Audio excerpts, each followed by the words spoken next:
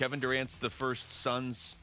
Yeah, he's the first Suns starting All-Star since Amari Stoudemire and Steve Nash in 2010. And both of them went. Yes. Both started, not both of them went. I mean, it is tough to get on an NBA All-Star team because there's just not a lot of spots, It's so cool to see this right now at this point in his career, to see Kevin Durant still playing at the incredibly high level that he is, right? Most people consider Kevin Durant to be one of the best 10 players in the history of the association, right? That's not bad. One of the top 10 definitely best players in the basketball universe of all time. 14 All-Star selections now for KD, man. I mean, that kind of consistency really does speak to the talent that he has, and I would also say to the competitor that he is. And I don't think I gave him enough credit for that. Yeah, it is. It's one of those things where, like, the number gets that big where you're like, oh, okay, 14 All-Star. Yeah, 14 NBA All-Star appearances that's not, like, you don't just brush that off. For his part, KD did post on X a thank you to the fans, media, and, as he said, most importantly, his peers for voting him into the game. Can't wait to lock in and hoop with some of the greatest ever in Indy. So, also kind of refreshing.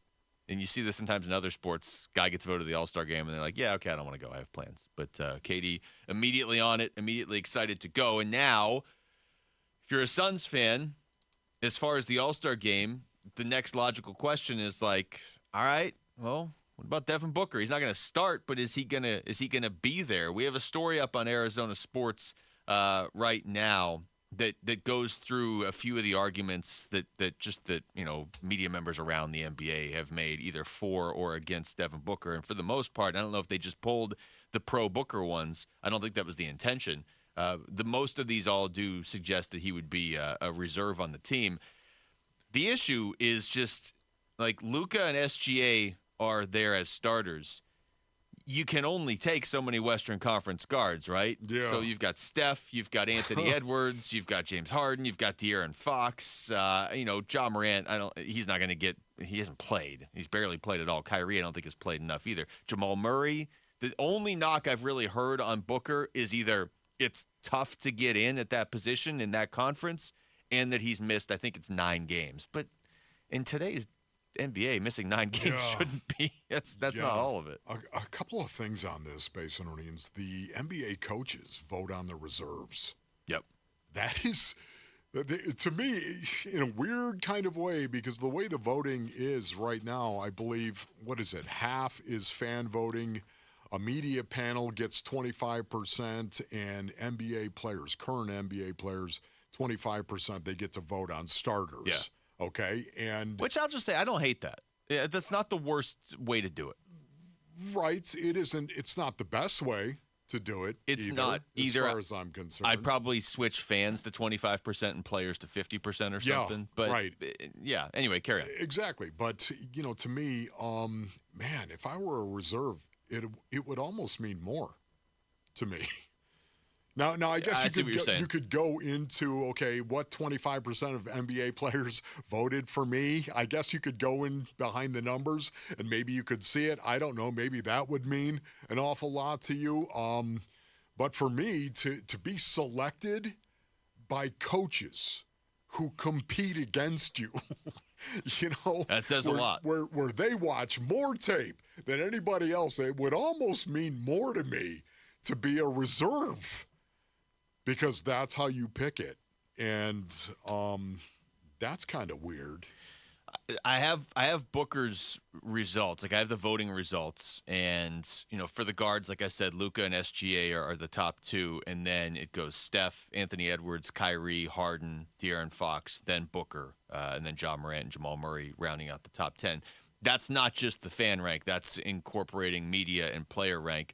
But for Booker specifically, he definitely has the respect of his peers more than fans, which I don't think is a shock to people. I think we've kind of seen this. I mean, the first wave of fan results that came out, Booker wasn't even in the top 10 at Western Conference guard. Right. So if you want to make the case that fans shouldn't carry too much weight with their votes, that'd be a pretty good case of like, well, I don't know if I like Booker, so he must not be good. He's 8th. His fan rank is 8th, but his player rank and his media rank are 5th. So, like you said, now that all gets washed away anyway. The coaches are going to make the decision. But if you're wondering how Devin Booker is received by his peers, it's pretty favorably. It just seems to be fans around the country, for whatever reason, either don't like him or don't watch enough Western Conference basketball. Yeah. Can I just say that base earnings back when I was playing, of course, and I hate being this guy, back when I played. At least if you're going to do it, say it like that. Just lean all the way into it. I'm just saying, back when I played, but, it really was. The Pro Bowl was voted on by your peers, and players and coaches were your peers, so to speak. And, man, the impact that had.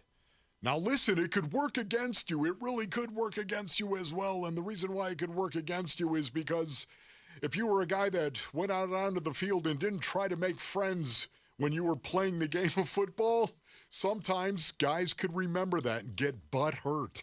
They could get butt hurt. And then there you are just sitting there voting when it came time to vote. And this guy would say, don't vote for that guy. He's a jerk. And that's when you'd stand up, and I've done this more than once, and said, are you telling me right now we're not going to vote for that guy who kicked our face in because he's a jerk on the football field? And that's a negative?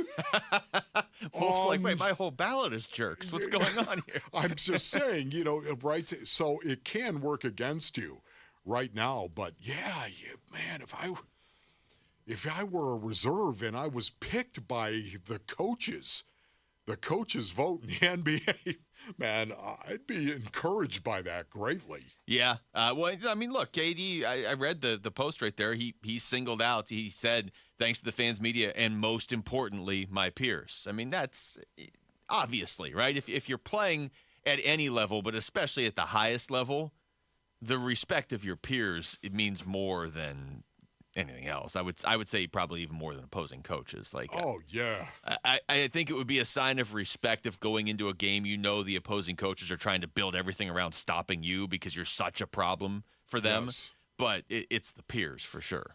Honestly, too, on that note right there, in regard to the peers, when it's all said and done, brothers and sisters, when it's all said and done, and you're done playing in the National Football League. You're done competing. I think we all can relate to this. Not maybe competing in the National Football League, but competing in sales, competing in whatever job you might have out there. When it's all said and done and when you retire, wouldn't you love to have whoever was your opponent, wouldn't you love to have them come up to you and shake your hand with the well-met handshake? Even though you guys may have collided many times, maybe you have competed for a sale, competed over clients many, many years, and yet at the end of it, wouldn't you love the well-met handshake? That's what I think happens when you play as long as KD has played, and the respect that your peers have for you. The well-met handshake. KD, for his part, was 3rd in player rank, fan rank, and media rank, behind only LeBron and Jokic in every category. Wow. So, yeah, that's not bad. Thanks for watching Wolf and Luke. Tap to see more and click the button in the middle to subscribe to Arizona Sports.